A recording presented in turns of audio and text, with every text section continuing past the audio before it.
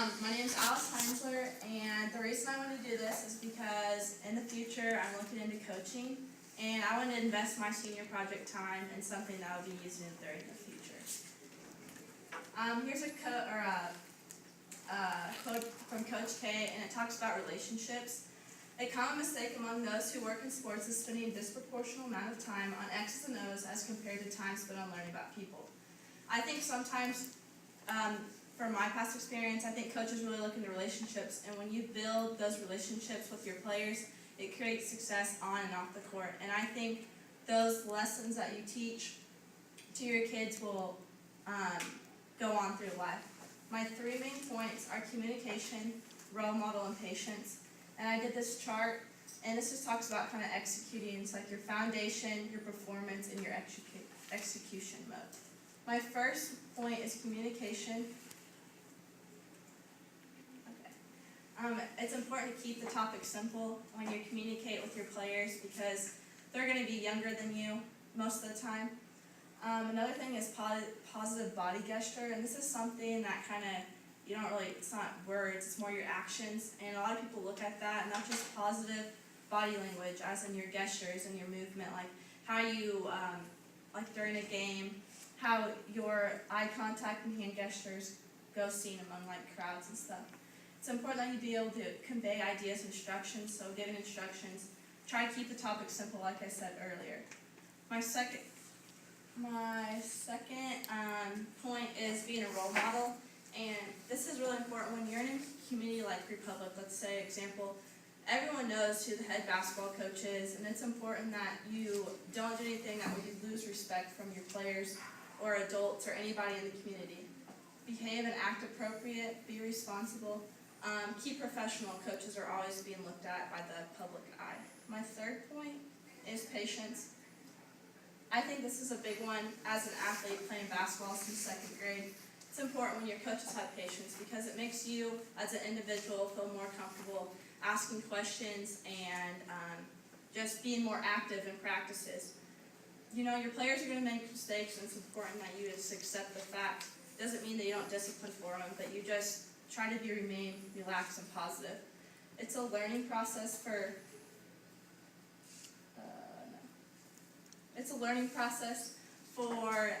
the individual as well. And as a coach, you're trying to learn your individual players too. So it's important that the coach is patient with the player and the player is patient with the coach. Not every player comes from the same level. So if you have a group that's coming from 7th grade or 6th grade going to 7th grade, they're going to be scattered among coaches. And sometimes I think as a coach, you forget that not every player had came from another coach and learned the same things. So just keep that in mind.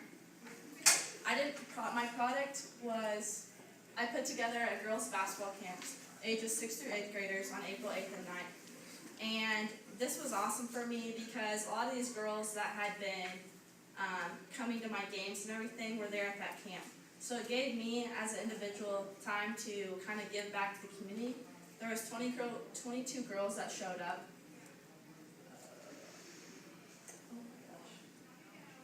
Okay. In my product, I created a flyer and registration on my board as I have it over there. The different drills we did were just shooting, ball handling, defense. We just did the fundamentals. And I threw in some games and stuff there, which were really fun for the girls because it wasn't so much of a structured practice. It was kind of like have fun and just get involved and get to know each other.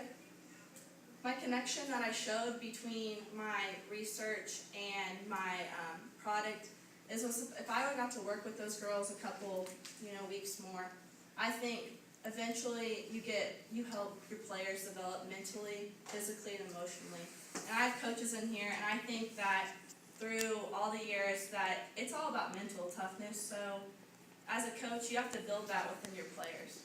This helped me for my future coaching job. I know what to expect, how to interact with kids, and how to take responsibility. During my camp, it was all me. So I had to think of the drills, and I had to do stuff, and I was on the other end of it, which really was different because I figured out it's a lot more time-consuming than I thought it was. I thought it was pretty easy, but it takes up a lot of your time. Successes at my camp, I had 22 girls showed up both days, and I interacted with a lot of kids. Like I said earlier, I got got to meet some of the girls who had been watching me for a couple of years and watch me as a Lady Tiger develop into the player I am today. My academic stretch. Through the senior project, I'm really glad I did this because honestly, it kind of, it made me decide what I want to do in my future. I was battling between nursing or education and coaching, and through this, I figured out that I wanted to be a coach. I love working with kids, and I love the game of basketball, and I think in the future, this will be the closest way I'll get back to the game once I'm done playing. I took a lot of time consuming my preparation for my camp. I did a t-shirt and a flyer, and I handed that to the middle school. This helped, the overall senior project helped me be organized. I found out as an individual I do not like to procrastinate. I like to be ahead of schedule, and obviously it helped me in the career field.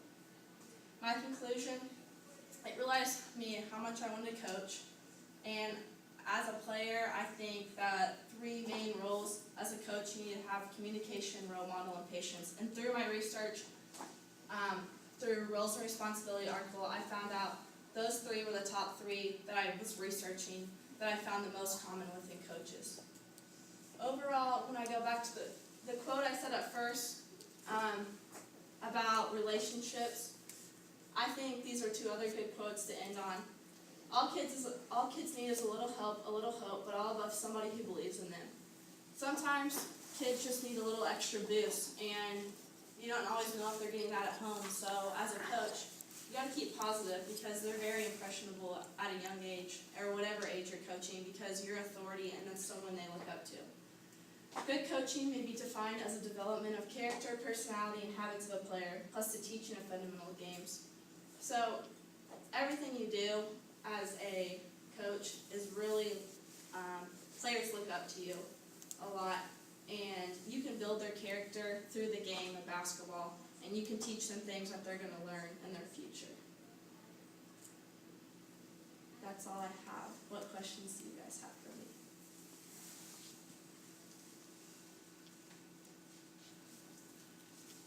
Go ahead. Put your hand. You said you played since 2nd grade. Through all those years, did you ever have a bad coach that you felt like affected the way that you played because of it? No, I had a positive all through those years, and I think that's why I want to do coaching, is because I've had some awesome coaches, and I want everyone else to get that feeling too of having a great coach and just like helping you out through life lessons. You might not recognize it now, but then like got to senior year, I'm like, yeah, those things do kind of like just teamwork. Like we're gonna have to do that all throughout the rest of our lives, not just something that I've had success with, being on the state team and stuff, and coming together with my team and creating success. Now, I see you have one coach that's your favorite, right? Yes. I know the Republic's had some really good coaches over the years. Why did he stick out in the mind to be your favorite? I had a lot of coaches in there. I think relationships. I like getting to know a coach off the floor of basketball. I like getting to know them just through a personal experience without the game of basketball, because I think that tells a player a lot about the player, or the person itself, the coach itself.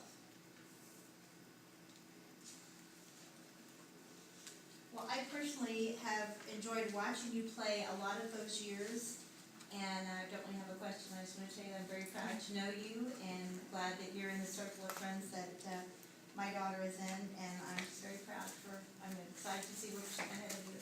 Thank you.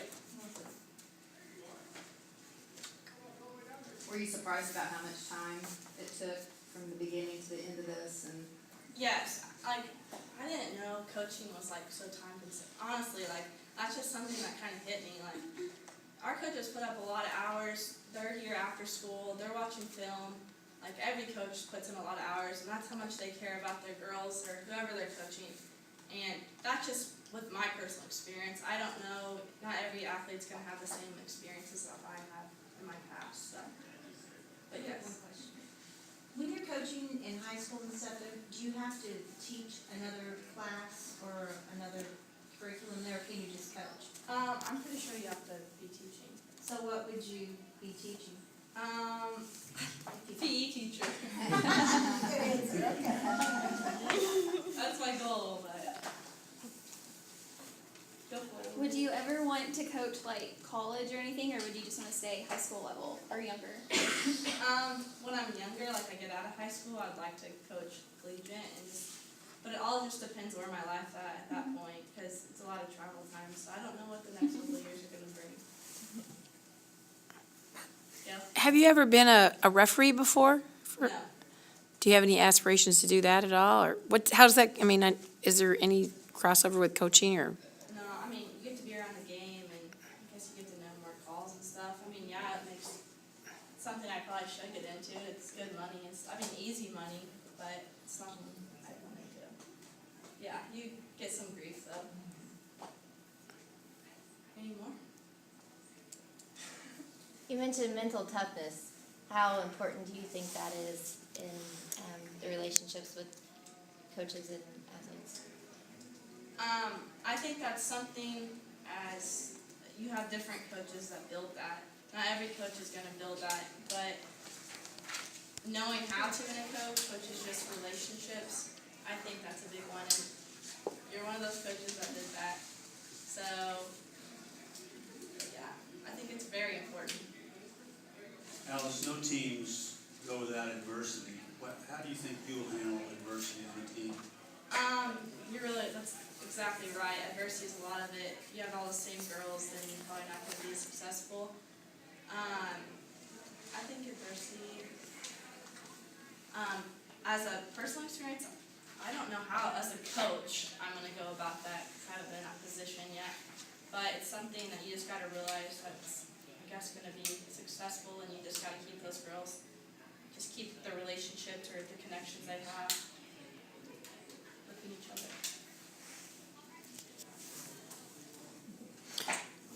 Oh, well, I'm just curious, I mean, when you have a group of girls, I mean, do you think, is it equally important to have talented girls or a talented coach, or is it just a half and half thing, or do you think that's why some schools succeed and others don't? Is it the pool? I mean, what's your thoughts on all that? I've always kind of wondered about that.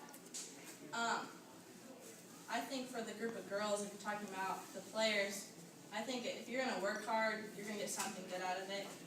A coach is just there to guide you at a high school level, and they're just there. But if you're not gonna put in the time as an athlete, or you're not gonna try, then there's not much a coach can get out of you.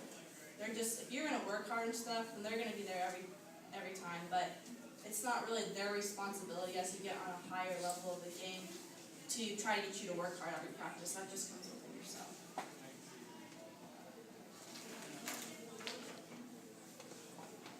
Is that it? Yay!